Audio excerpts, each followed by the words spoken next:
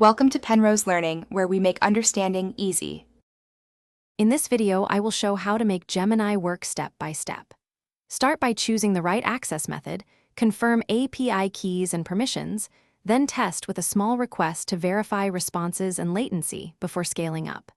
If you hit errors, check quotas, network limits, and model compatibility, and use retries with backoff to handle transient failures. I'll walk through each step clearly and help troubleshoot common problems.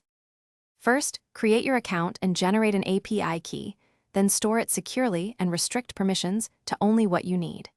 Configure environment variables and secrets so keys never appear in logs.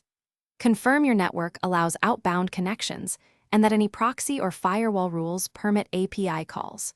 Run a simple health check request and inspect headers and latency so you know the baseline before integrating Gemini into your application workflow.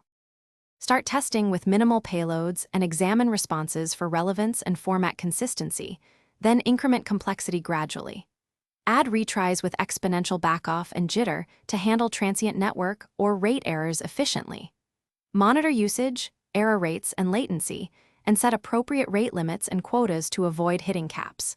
When scaling, use batching or streaming where supported, and keep a fallback plan for degraded service or maintenance windows.